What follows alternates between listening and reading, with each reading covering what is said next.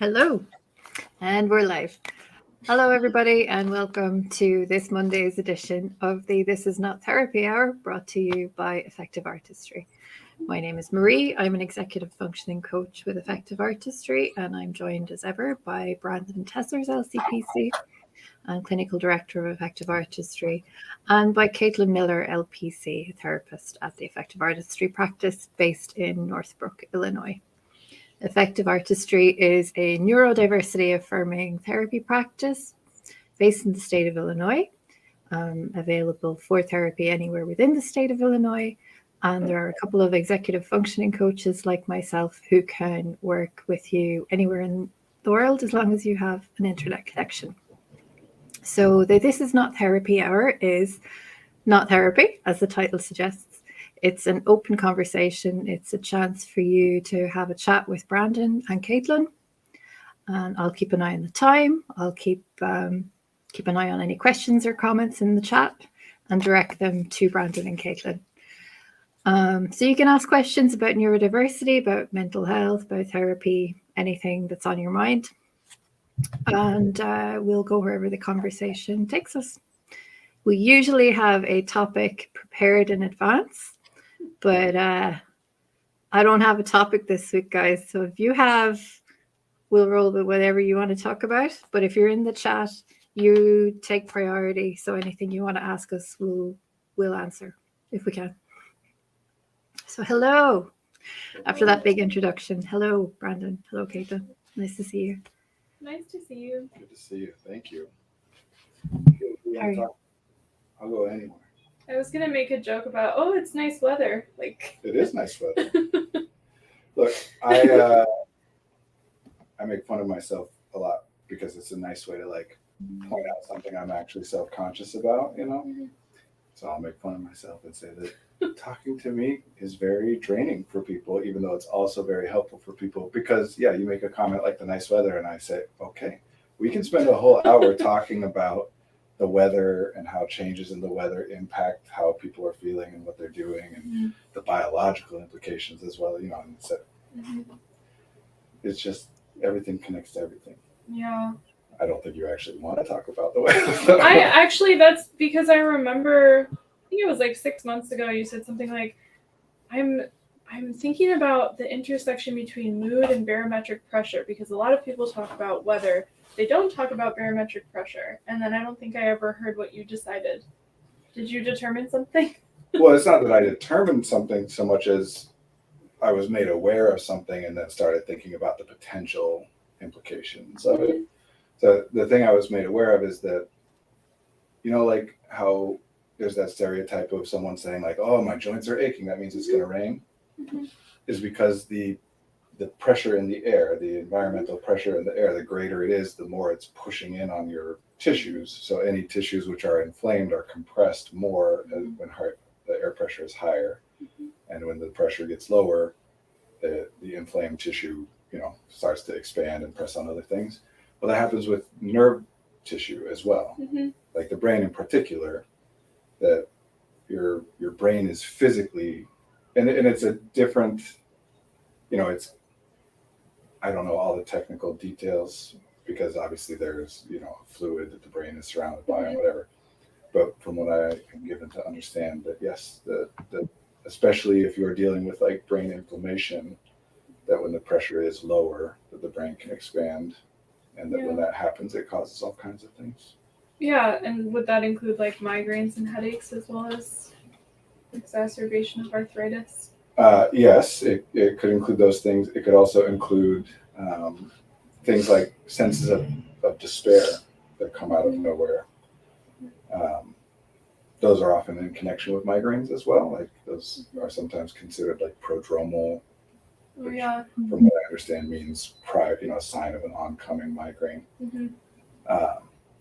That like if all of a sudden out of nowhere you're getting this sense of dread, not connected to anything, that can potentially be related to an oncoming migraine, which can be related to that kind of stuff as well. Yeah. I think I'm much more of a hippie than you are with like the mind body stuff. I don't know, like what do you mean by that? Like give me some good curcumin supplements and it'll save me from everything. Wait, so you mean you think you like supplements more than I do? I think, actually, I'm already refuting my argument. Never mind. I'm not arguing. I'm asking you. No, I thought of my response, but it was silly. My simple response is yes. Do you want to talk about supplements? No. But I think the thing I would want to I'm talk not as about skeptical more. of them as you think, it seems. I guess the thing that I think would be worth talking about is the mind-body connection. And I think where that usually goes is like taking care of our bodies helps us to take care of our minds. About this. Why? Yeah. Why do I like talking about this?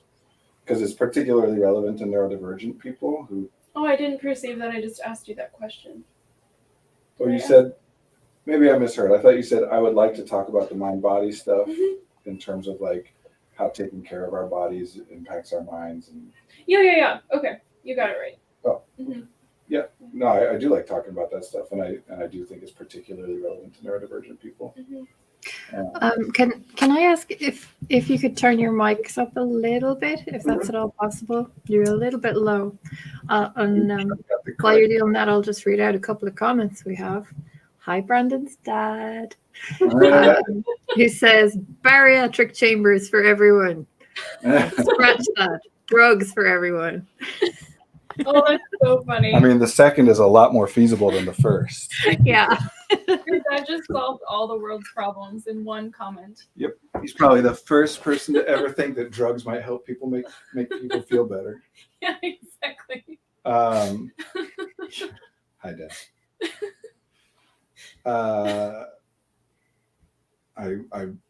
Do you hear us better now? I moved the mic closer to us. A little bit, yeah. It's a little bit low for some reason. I don't know what that could be. It is this mic, right? Yeah. I don't see a way to like adjust how much. Oh, automatically adjust mic volume. There we go. Is that better? Whoa. Yes. Okay, we'll try that then. Figure it out on the fly. Yeah. That's a source of great consternation between the two of us, is that I like to figure things out on the fly and you not as much.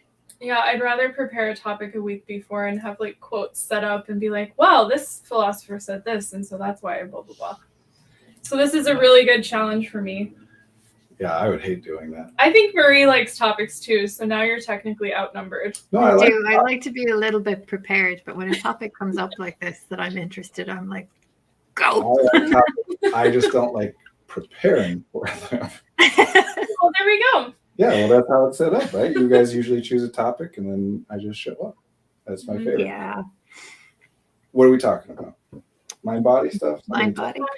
Yeah, as it relates to neurodivergent people in particular are more affected by it, ...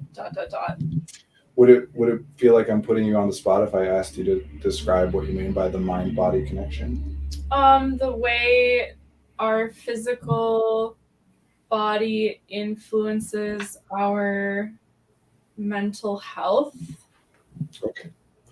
Because people mean a lot of different things by that phrase, and it depends on context. But so here's a fun, fancy, like technical philosophical term: supervene.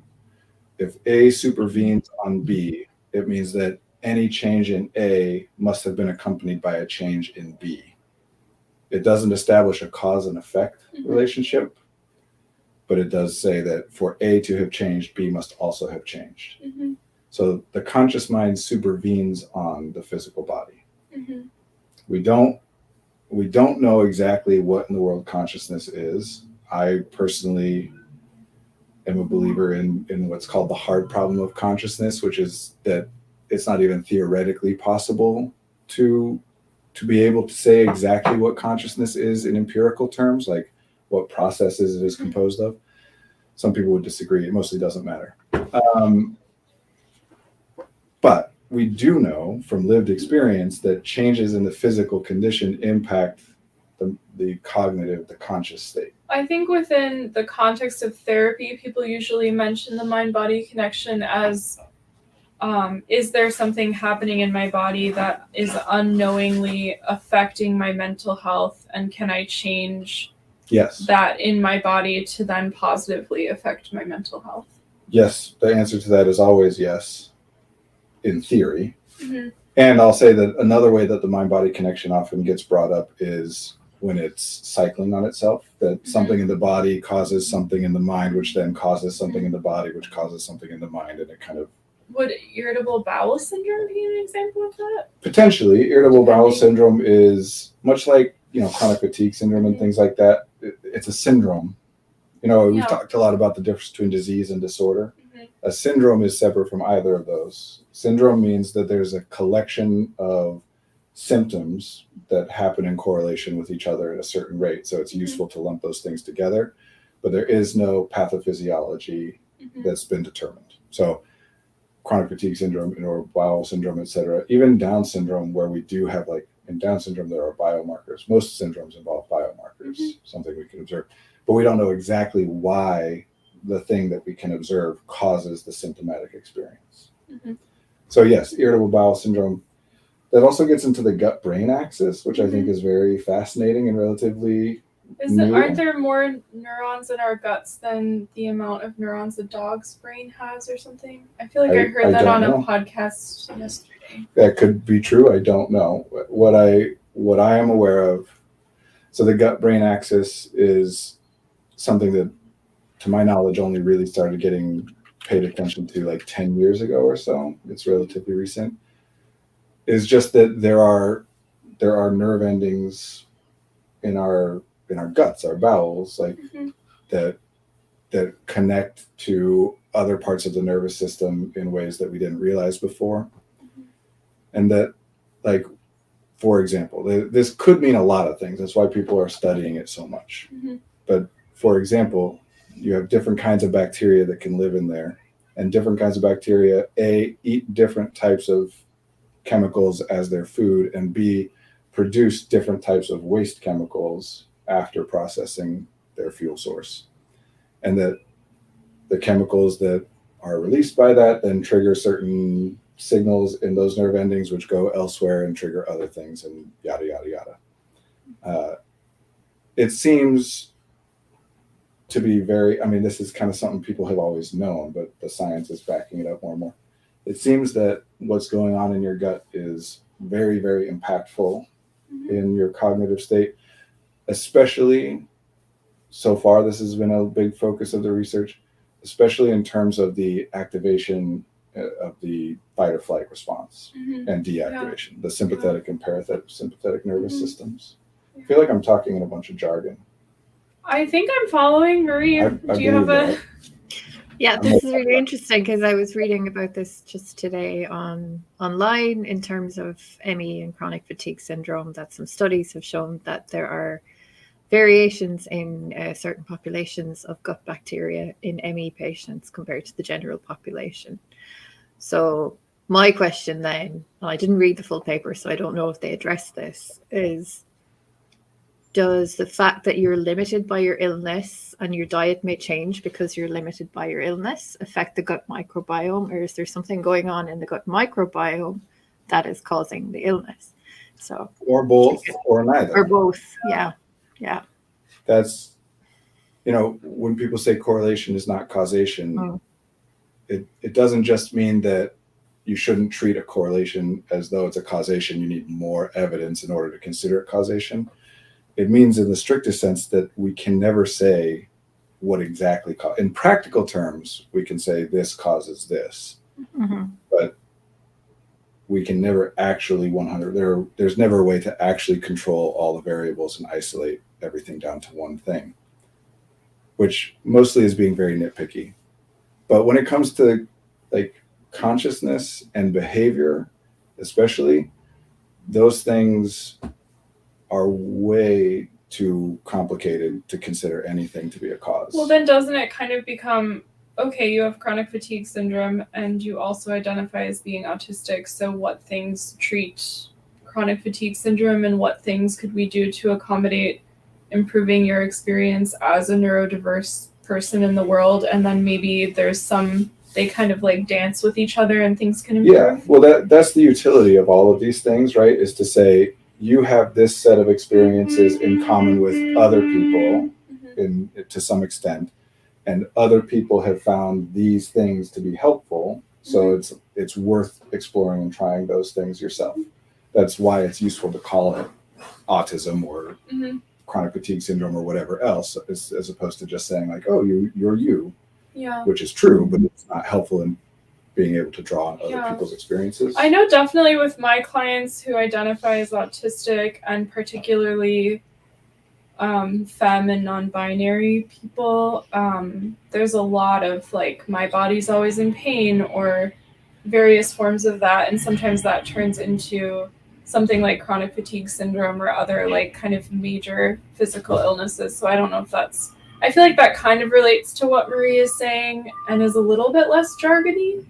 Yeah, and there's a lot, I think, that is practically useful to explore there. Yeah. Because I think certainly anecdotally, there's truth to that pattern. You and I and others have noticed it. Yeah. I don't know about any like large scale research that might exist. I'm not sure about that either. I'm guessing it doesn't exist. The way I find it useful to talk about this stuff is attention and awareness are both finite. They're limited. You can only notice so much. And once something has entered into your awareness, and it's staying there, you can only be aware of so much at a time. Which means that anything that you notice takes up some resource that is not available to be spent on something else. And same with anything that you're aware of. So a lot of this work starts with that. It's what are the processes that dictate what do you notice and what don't you? And we can make up any categories, right? Because we could say like everything in the world is either this plant or not this plant, like 2 categories. But one very useful is mind and body. That mind is the conscious experience, body is the physical experience. And anything that you are aware of or paying attention to that is a conscious thing means that that resource is not being spent on anything physical, and vice versa. And something I've noticed that's helpful about that delineation is that I think it can help people a lot when they're in like fight or flight, or they're panicked, or they're ruminating, or various forms of like using most of their attentional awareness on their conscious experience, and then being able to shift that into the body. And that's a way that people can kind of find some level of relief. Yeah, I call that stimming. And there's a bunch of different versions of it, mindfulness and meditation and yoga, like a lot of breathing. There are a lot of different things from a lot of different practices that whatever specific thing is true, all ends up that this part is also true, at least. That it draws attention to the physical, your body and the surrounding physical environment, which means that attention must be pulled, awareness must be pulled away from what's in your head. So were you going to I guess this is just me predicting, but were you going to the point of non-binary femme people who are autistic disproportionately focus on their mind, and then their body just kind of like takes a toll over time? People disproportionately pay attention to and are aware of things that exist in the cognitive experience. I think that's a large part of what it means to be autistic. It's certainly not the only thing, but like autism, we even call it that because AUT, like the same root in like autobiography, it means self. Autism means a person who is by themselves, meaning like in their own head, paying attention to their own experience and not that of others. And that can be expressed in a lot of different ways. And I think that is also relevant to why there's an increase in diagnosis and blah, blah, blah. There's just so much fascinating stuff to talk about. But yeah. We have a couple of comments in the chat. If I can Thank you. One here says, listening, I'm thinking that drugs mitigate the mind-body connection. But is a distracted mind or body what we really want? Embracing and experiencing the good and bad, I'm thinking, allows for more growth versus moments lost to distractions. Okay. Couple things. One, I'm always curious when someone calls something a distraction, because that's not how attention works. That when you're calling something a distraction, what you're saying is I am not paying attention to something else that I think I should be paying attention to. Mhm. Like even the word, again, etymologically, TRAC, that root, same as tractor or attract, or it means to pull.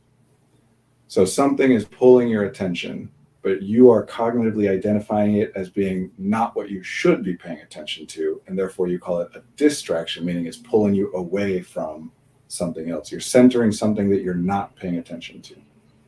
So the immediate question always is, what is it that you think you should be paying attention to, and why do you think that it should be that you're paying attention to that instead of the thing that you are paying attention to? Mhm. There are reasons. I'm not saying that you should never think that, but I'm saying it's worth exploring that.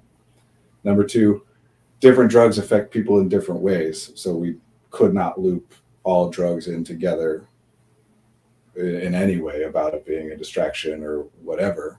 Yeah. But certainly any drug which is psychoactive, theoretically at least, must mess with the mind-body connection in some way because it's changing your awareness, Mhm. which changes how you're aware of everything.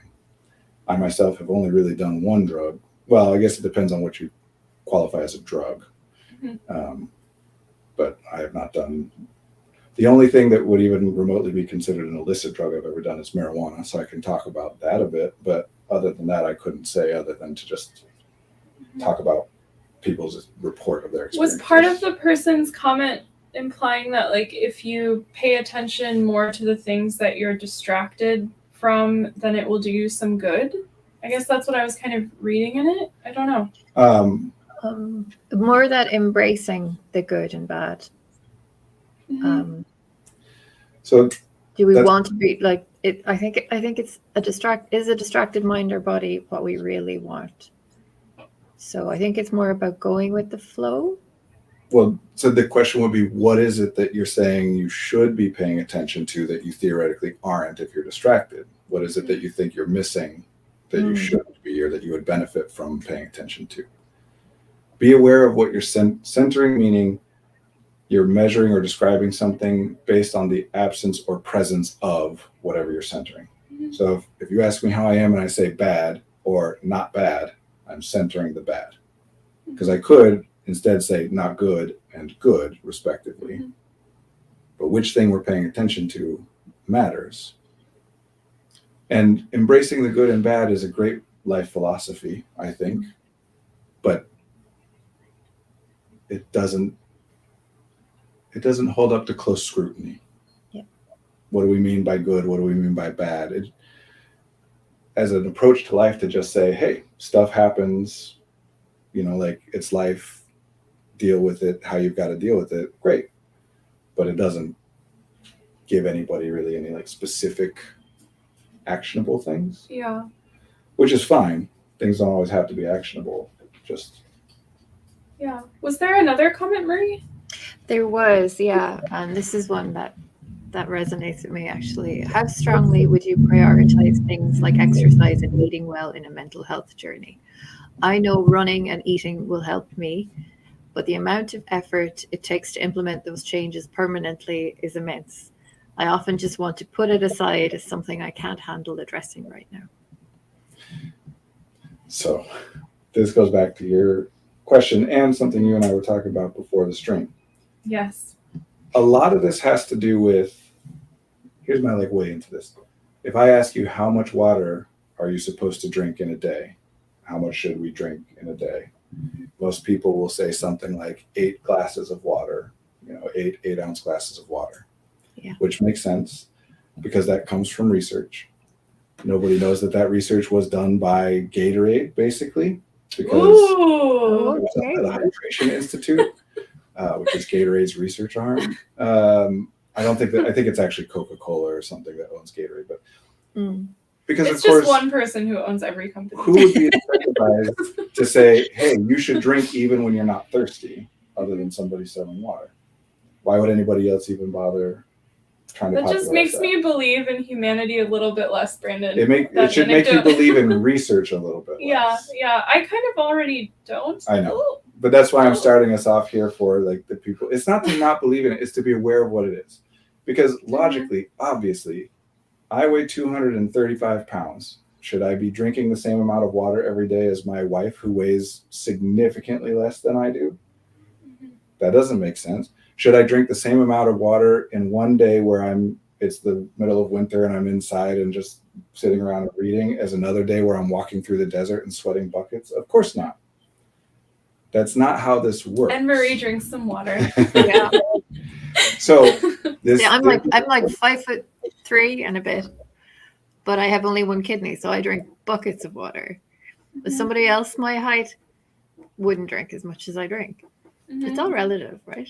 Right. The research isn't meant to be a prescription. It's not meant to say this is what you should do. What it is they're looking at how much water a bunch of people drink over a certain amount of time while performing certain tasks or being measured in certain ways.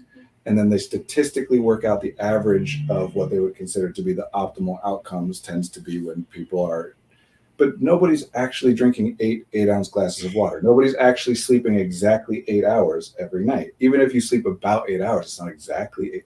That's statistical analysis. And obviously there are so many variables that weigh into how much you should drink or not. How much sugar have you eaten and when did you last eat? It varies. Like, how much have you been using the bathroom or not? Are you going to be on a long drive where you don't want to have to use the bathroom?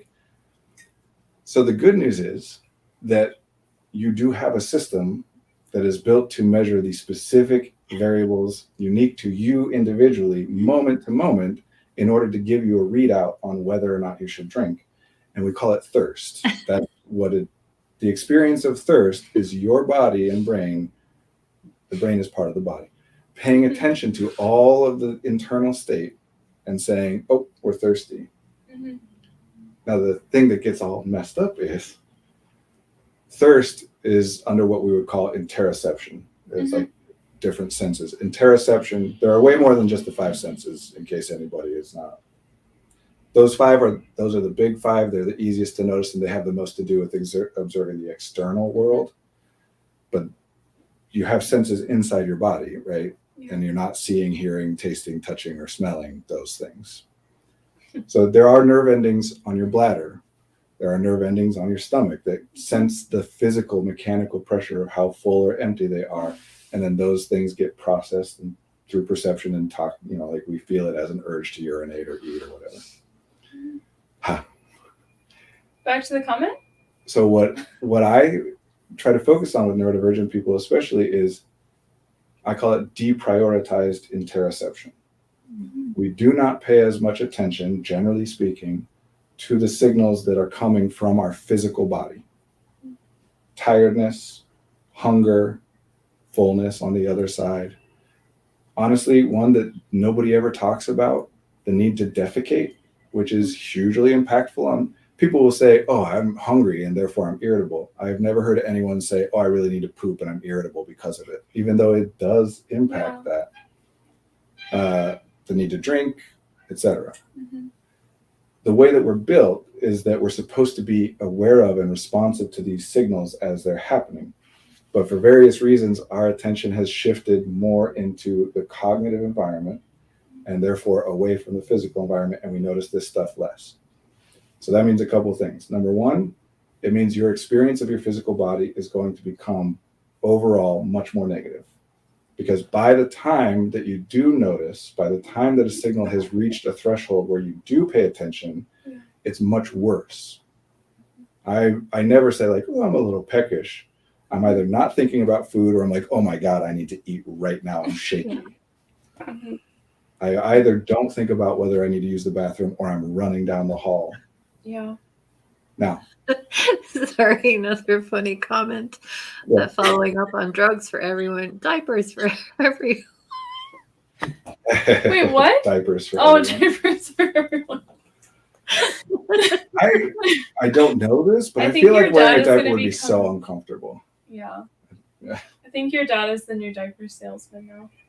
Sell anything to anyone. He's a great salesman.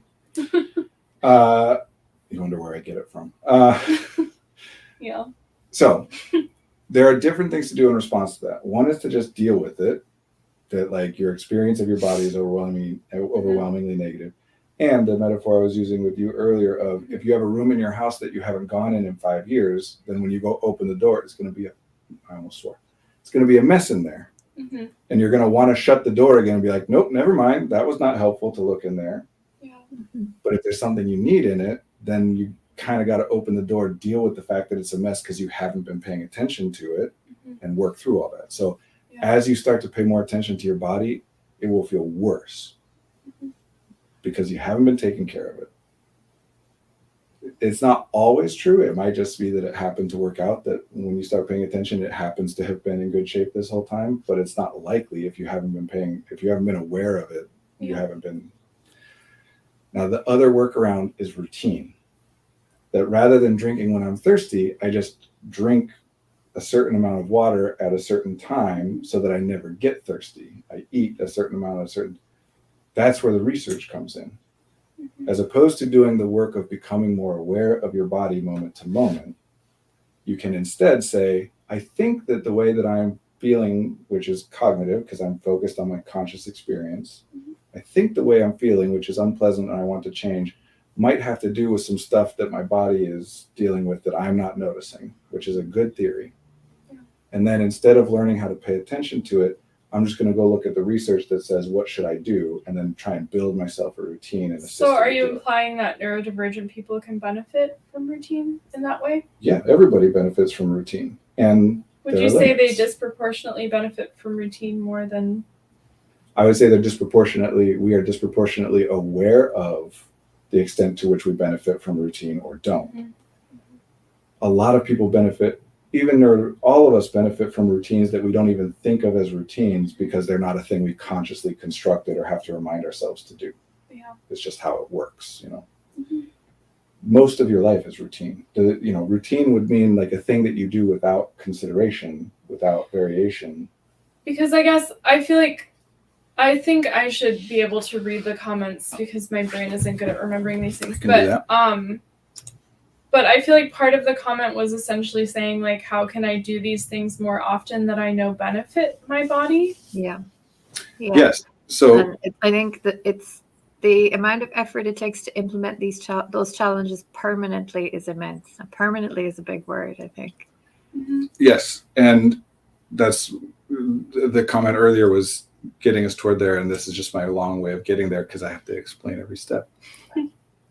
That part of the reason it is so difficult to make these changes is because you're making them, you're very aware of the cost that you're paying, where the value that you get out of it is theoretical. Yeah. Because the whole problem is that you're not paying attention to how you feel. So any improvement in how you feel is not something that you're really noticing. You notice the difficulty, the cost. You don't notice the value, even if you believe that it exists. Or if you do notice a value in terms of like your conscious experience is more enjoyable, you're still theoretically connecting that to the thing you did. Yeah. Right? Like if you're trying to paint and you move your hand and you see the line, that's a pretty easy thing to be, oh, if I want another line, I move my hand again. If you're trying to paint and I say, jump up and down and then the line will appear, even if that works, you jump up and down and the line will appear, it's still going to be a lot harder for you to get yourself to jump up and down and to notice the specific variations and how doing it affects what comes out. So are you saying as people become more aware of the benefit of exercise in their bodies, that they will be more incentivized to continue it because the value will be obvious versus the value is theoretical, and so then I'm less incentivized to continue and make something a habit? Yes, and not just incentive, although that is part of it, but also being able to look at the practical cause and effect relationship. Yeah. It's like all learning. The more the less time and space exists between the effort and the outcome, the more easily we start to connect it. And talking about. I was just going to ask how neurodivergent perception of time, if such a thing exists, can affect our ability to maintain habits and routine. Yes. I think that's a huge thing. It is a huge thing. Yeah. It's another thing I would lump into one of those things where neurodivergent people are more aware of the issue, not necessarily that they have the issue worse than other people, broadly speaking. Like the ancient Greek philosophers talked about time as chronos and kairos. We've known for a long time the sequential passage of time is disconnected from our experience of it. Mm-hmm. That's not a new thing, and it's not unique to neurodivergent people. Well, and a more mundane example for routine is that I'll have a client say, I wanted to go on a 30-minute walk at 7 p.m. and I got home exhausted from my 9 to 5 job at 5:30, and I started playing video games, and all of a sudden it was 9 p.m. and I didn't even notice when 7 p.m. passed, and of course I didn't go on. Like that kind of feeling of like time just like slipping through their fingers. Yeah, I almost feel like there's some phrase connected to this. What is it? Oh, right. Time flies when you're having fun, which surely only neurodivergent people would say. We're not allowed to have fun, Brandon. This is capitalism. Which is why I was talking about the distraction comment earlier, because a lot of the time, all people are saying is this thing that I'm doing is enjoyable and therefore at least theoretically beneficial to me. Well, I think that supposed to be. That client would say, they're saying to themselves. They would say, yeah, Brandon, of course I like it, but I really need to exercise. Like this metric is blah, blah, blah. Why? Why do you need to exercise? They would say something about maybe their health, their body's health. And then I would talk to them about that, and I'll skip, a lot of the in between and not make you role play. But get to the fact that a lot of the time when people are talking about health, what they're talking about is predicting future outcomes, which is impossible. This is part of how the research gets problematic for people, is you force yourself to do. Talking about health in that way is literally the medical model. It's saying that behaving in the normal or most average way is the most beneficial, regardless of any individual variables. But different people's bodies need different types of nutrients at different amounts and different rates and different types of sleep. So you have a system that tells you all this stuff that's unique to you, and then you have research which is average and therefore very helpful and useful when something is going wrong and you say, I want to change something, I want to experiment with something. Super useful to be able to say, well, most people do best with 8 hours of sleep. Let me try that. And I can imagine that client saying, oh my gosh, Brandon, you're right. That's super cool. I feel so enlightened. I still want to go on walks every day. Great. What do you mean by want? Because here's the thing. This is where it gets ironic, right? What I actually would talk about at some point with that client is what is pain? Why do we, that is a perception, a sense, they call it nociception, N-O-C-I-ception, the ability to sense pain. What is it? Why do we have the ability to feel it? We don't have, like some creatures don't have nervous systems. So why would our organism be able to feel pain? And everyone will say, well, because whatever's hurting you is, it's a problem. It might kill you or cause you long-term damage if it is allowed to continue, which is true, right? It's your brain and body, the physical embodiment of you, which I would like to come back to. The brain is adaptable, the body is stable. That's an important part of the mind-body connection to me. But anyway, your brain and body, which change very slowly. By and large, your physical body, my physical body, is the same as the average person's physical body from 20,000 years ago. By and large, there are some differences, but so they have built-in responses to things as, in other words, pain is your body's best guess about if you don't deal with this thing, it will cause us more damage, potentially even kill us the longer it goes unaddressed, because the body cannot perceive of a future, only the moment. So there has to be a thing in the moment that gets the body to respond to it. Now here's the question that nobody ever pairs with that. Then what is pleasure? Why do we have the capacity to feel it? What does it do? I'm actually asking this time. Incentivizes us to repeat whatever we perceive, even though causation or correlation isn't causal. Yeah, it's the exact same but opposite. It is your brain and body's best guess that the thing which you are doing or experiencing will be more beneficial to you the longer it goes on. So then I keep wanting to get practical. I'm so sorry, but would a design intervention be then? What is the intersection between what we could call exercise and things that bring you pleasure? Yes, so you can be like, that if someone is wanting to make a change to get more active, connecting it to a thing that they enjoy doing is much more likely to work. But before jumping to that, what I would want to say is, well, you want to be more active because you're hoping that it helps you to feel better. But the thing which you are currently doing that helps you to feel better, that you enjoy, is playing video games until 9 o'clock. And your response to that is that it is negative. Yeah. Which means that you are breaking this system. You are responding to a feeling of joy as though it is a bad thing. So even if the workout, the exercise would theoretically make you feel better, it's not likely that you would notice it or respond to it as though it's a positive thing. Because you are not responding to things that make you feel better as though they are beneficial to you. You are looking at your own joy as a sign that what you're doing is actually bad. I feel like there's some like feminist manifesto that could happen from that. I don't know. Okay. Like if we all could just lean into our joy unabashedly, that in both cases, I think here's the rule. If something hurts you, causes you pain, you stop doing that thing, right? Even though some things which cause us pain are beneficial for us, or at least we have reason to believe that they will be. If you're diabetic and you prick your finger to test your blood, that hurts, but you do it anyway. Hell, working out hurts, but you do it anyway because you think it's beneficial long term. But when something hurts you, your knee-jerk response is not to say, well, sometimes when something hurts, it's actually good for me, so I'm going to keep doing it. Your initial response is to stop, unless you have specific reason to say, no, I should keep doing it because X, Y, or Z. Joy should be the same. Yeah. That it's not that you always do what you want to do, which is where people will sometimes go with what I'm saying. So I should just do whatever I want all the time. No. But your default response, your default assumption should be, this is beneficial for me in some way, unless I have a specific reason to be able to identify why it is not. And we already do that for the most part. So there's one thing that I won't allow, which is to say what else you could be doing with those resources instead that might be even more beneficial. You won't allow that. Because that is always true. There is nothing you can do, no matter how beneficial, where you couldn't say there's something else I could be doing that would theoretically be more beneficial. So do you think that keeps people kind of in loops? Yeah. Yeah. Because like again, unhelpful loops. All these clients that are dealing with this stuff, they notice the bad stuff, whether it's physical, conscious, emotional, whatever. They notice the bad stuff and they deal with that as though it is a valid indicator of something about them. But then any of the good stuff, they dismiss. They might not notice it at all. Here's a very common pattern of this.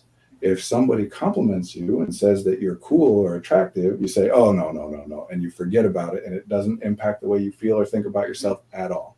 But if somebody insults you and says you're mean or dumb, you remember or ugly, it forever. It changes the way you think about yourself. You have nightmares about it. Neurodivergent people, by and large, are much more likely to treat negative information about themselves as valid and positive information about themselves as invalid. So we've got a couple more I was comments. 18. What's that?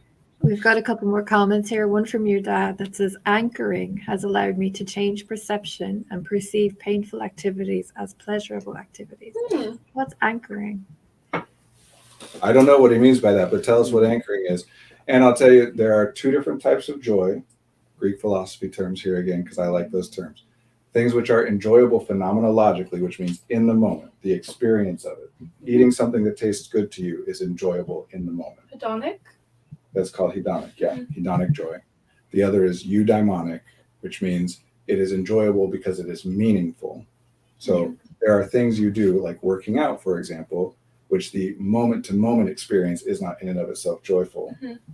But because of what you have connected it to, it is enjoyable, to the point that, like, when I'm sore, I like it. It feels good. Yeah, I like the example of when I was learning about those terms. If you're climbing up a mountain, it could be similar to like having a heart attack, but it can be one of the most meaningful moments of your life to get to the top.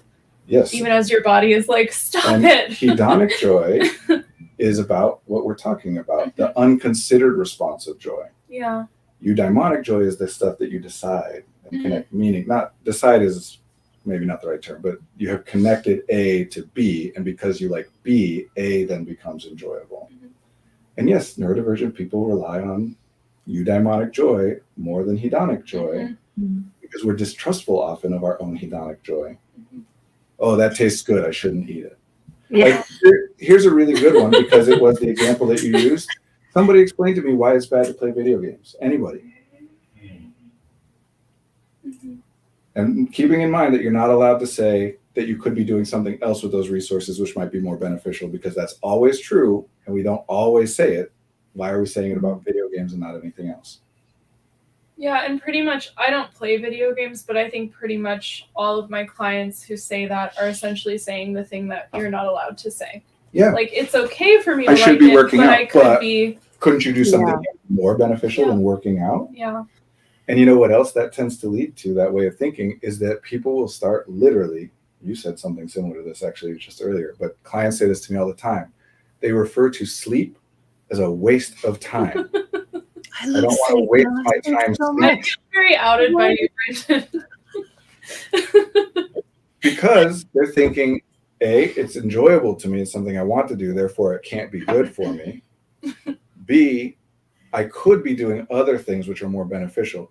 Note, though, that usually when people are talking about that, the benefit they're talking about is productivity, meaning things that result in value to other people, that other people would observe and say, yes, that's valuable. Yeah. Because other people don't know how tired you are unless you tell them. So nobody can care about that unless you give them reason to, but then you feel bad for making them worry about you and blah, blah, blah. Yeah. So I do want to come back to the initial point, and I actually have a There's super practical, useful thing that I want to give to people here, because the theory is how we get to the thing that matters. Yeah. But the reason that nobody can do any of this stuff is because nobody has an actual connection of A to B. It doesn't actually become eudaimonically joyful. It becomes theoretically beneficial, which makes it work, which is fine. We can do work, but you can only do so much of it, and you've got plenty of work you're already doing, probably about the maximum you can do. So trying to take away any of your rest or recovery and increase the amount of work you're doing does not work. This isn't, people will look at this like I'm just trying to be nice and say, oh, you can do what you want and you're not a bad person or whatever. And I, to some extent agree with that. But it's about utility. The way everyone's talking about it does not work. Has anybody gone from somebody who did not regularly work out to somebody who works out regularly by habit, permanently by habit, meaning without even thinking about it, your default option becomes to work out? Has anybody done that without doing the interim stuff I'm talking about, where you find joy in it? Just from theoretically it's beneficial? It doesn't work. No. So you can keep telling yourself it does, but it won't. Or you can own up to the idea that maybe you've been convinced that your own joy is not a trustworthy signal, and therefore you are missing out on half of the useful information from your life. You're aware of what things hurt you, but you're not aware of what things help you. So when you want something to be better, all you know to do is to try and eliminate or reduce the things which hurt you. You don't know the other side because you haven't paid attention to it. And to whatever extent you have, you were told that that was invalid data because it shouldn't be beneficial or enjoyable to you. You're wrong. It's nonsense. You have to sleep. So, body, mind. I'm going to go fast. Okay. Consciousness is incredibly adaptable. That is its advantage to us and the cost that we pay.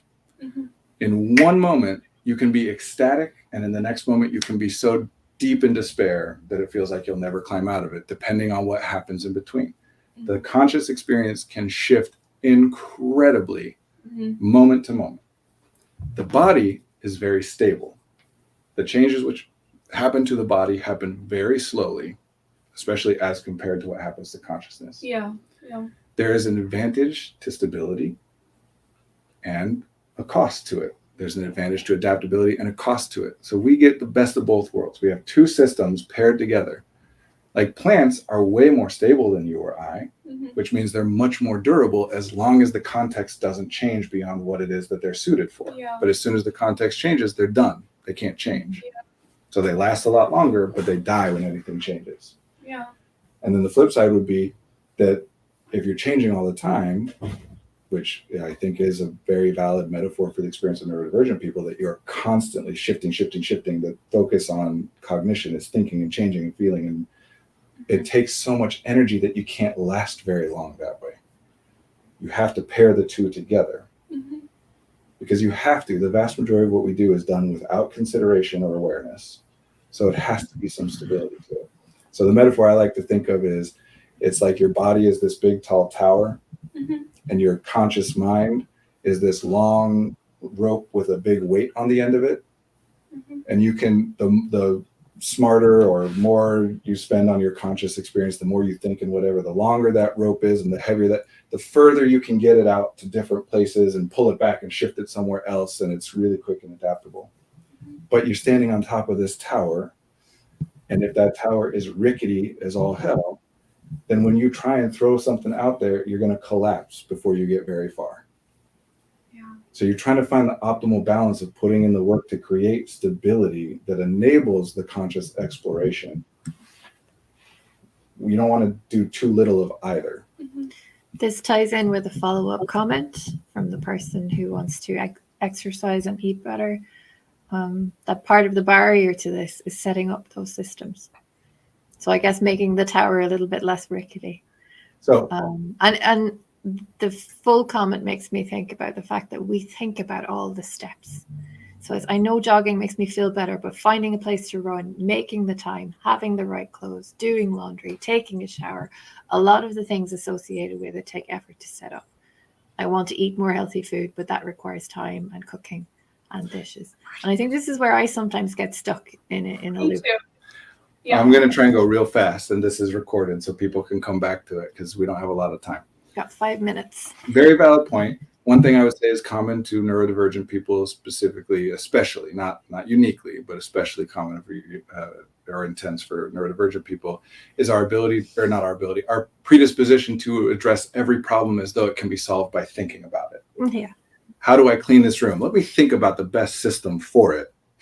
But no matter what, when you're coming up with a system, sooner or later, it requires physical action to actually move the stuff. But most of the stuff that we're thinking about is stuff that gets solved by thinking about it. Especially notice that a lot of neurodivergent people tend to do jobs which are oriented around thinking and talking and writing and, going to meetings and whatever, not building houses or whatever. Design, arts, etc. So we tend to respond to things as though the best way to resolve them is to think about them. And there's value because the more time you spend thinking about a system, the more efficient you can design a system to be. The big downside here, and this is why I focus on the accomplishment equation, is because nobody talks about the fact that thinking has a cost. We've all been convinced that thinking doesn't cost anything, that no matter how tired you are, if you want it, you can just think more, which means thinking does not follow the physical laws of the universe.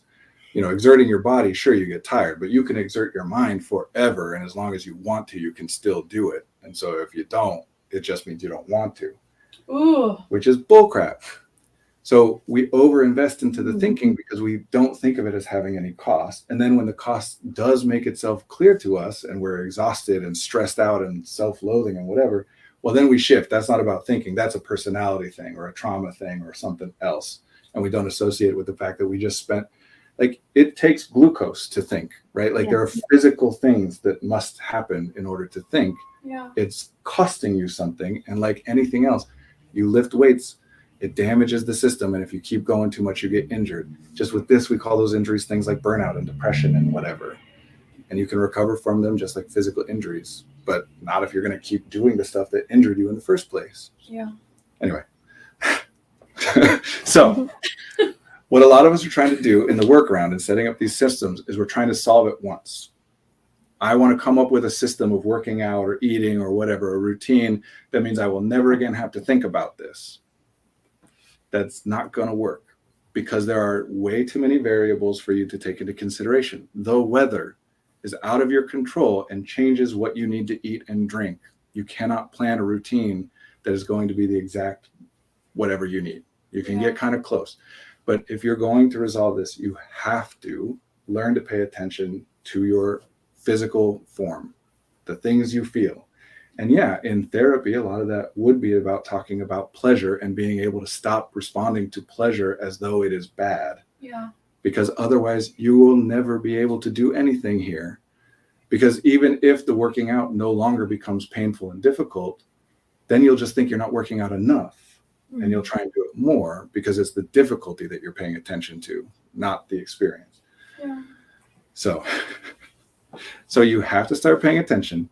Know going in that it's going to get worse before it gets better because you're paying attention to something that you weren't paying attention to before, which means as soon as you start paying attention to it, you're going to be very distressed. Like, oh God, I feel way more tired than I used to now that I started doing this. When I can't say this definitively, but generally, no, you're just more aware of how tired you are. You weren't paying attention before, now you are. It doesn't make you more tired when you sleep more. It doesn't, people, for example, very common one, I'm not hungry until I start eating. Like, I don't like to eat breakfast. I don't like to eat lunch. I'm not hungry at all day. I never get hungry. But once I eat in the afternoon, then I'm hungry all the time. No, you just became aware of it. Starting most likely because it got bad enough because you had waited so long. And yes, eating a bunch of stuff late at night probably messes up your sleep and makes you feel sick and shaky in the morning, which means you don't want to eat breakfast, and then the cycle continues. Most likely, but everybody's different. So we have to approach it consciously, those of us who approach things consciously generally. So here finally is the practical thing. I've got 60 seconds. Energy. Time does not matter. Time does not matter. You cannot manage it. You can't conserve it. You can't spend it at a faster rate. You don't control time at all. You control, to some extent, your behavior, what you do during that time. But even if you're doing something during a particular span of time, that doesn't prevent you from doing something else. My heart is beating and my stomach's digest. You can do as much. The limitation is your body, your physical form, and energy. Those are the limits. We pay attention to time because it's easy, because we have clocks and I can say an hour and you and I both think the same thing. Energy, what am I supposed to pay attention to? How do I express to you how much energy I think something will take? So when I say how hard will it be, instead I'm going to say, 20 minutes, as though that's an expression of difficulty when it's not. Here's all I can say for sure about energy. It's more than one thing.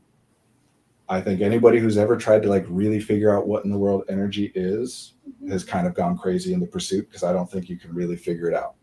But there's a lot of work been done by a lot of people for millennia. Chakras, right? Like the different humors, like all these different cultures throughout history have looked at, clearly there are different types of energy, because there are some things I do that make me feel more energized in one way, but more drained in another. Yeah. So you got to explore it for yourself. But here's where I start. I do 4 because to me, that's the right balance of how many without getting too specific. I call them global, which is purely about sleep. And that's a lot about recovery. We don't have time for all that. Global, which is about sleep. Cognitive, social, emotional, and physical. I scale them 0 to 10, 10 being the most I use 0 to 100, but you can use whatever. I scale them 0 to 100, 100 being the most energized I could be, 0 being completely depleted. And then at first, the easiest way to start is just whenever you think about it, at whatever interval it pops in your head, take a quick second and just check in. Don't make projections, just check in. How do I feel in terms of needing to sleep? How groggy and tired am I? I'm a 40. Remember that 100, the one you want, is the high number. 100's the best. 0's the worst. If I had to do, this is how I ask these questions. If I had to do a very emotionally draining or socially exertion thing right now, how much would I want to put that off to some other time? Is a question to ask to be able to gauge this for yourself. No, I'm ready to do that right now. It means you're probably pretty energized. Yeah. And no, I would give it anything to put that off. It means you're pretty depleted. And you just ask that about, if I had to do a very intellectually draining task, a socially or emotionally draining task, and a physically draining task. So that you start to get an awareness of how your body feels, your form feels in different ways at different times. Then automatically you will start to feel a lot worse about your body because you're paying attention. For me, it got real bad when I was starting to do this, to the point where I was like, I am always tired all the time. What's wrong with me? I must be sick. I must be dying. And it's not until later that I started to make some changes and recover a bit and be like, oh, right, I hadn't slept for more than 6 hours in 3 years.